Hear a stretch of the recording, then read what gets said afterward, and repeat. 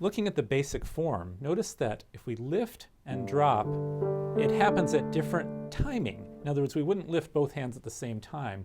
We'd want to start the left hand and then kind of come up like this. So in slow motion, it's like this.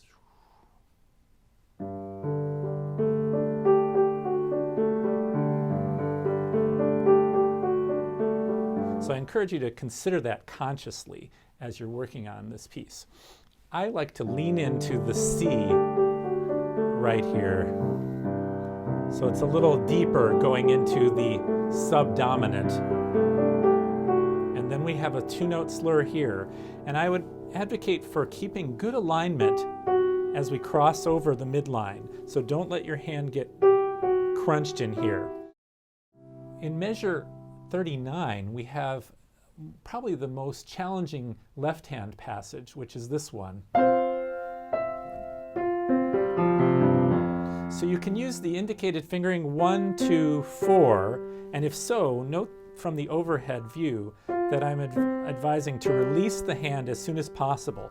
If you hold the hand open like this, it's much harder to play. So you want to lift and drop in this fashion, and notice that the hand always gets smaller. An alternative fingering that we often use, I can think of a moment I use this in the Beethoven Fourth Concerto, where we go with 1, 2, 5, and actually in Chopin's Etude Opus 25, number 12, there are moments to do that too, something like this. So, where you have to do something like that. In this case, it is okay to go with 5, but in the next octave, it probably will help to play 1, 2, 4. So whatever's better for your hand, 1, 2, 4 works, and 1, 2, 5, 1 works also, as long as you're using the three-dimensional motion and choreography that supports that. Either one will work fine. But you do want to work in probably small units, so you see how the hand is releasing. And again, the alternative would be to play it with just the fingers and leave the hand in an open position.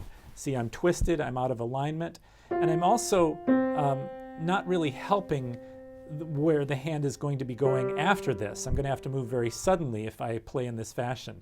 Because once you've played the F here, there's no reason to keep the thumb over the F. If you do, you're living in the past, and then you have to move suddenly.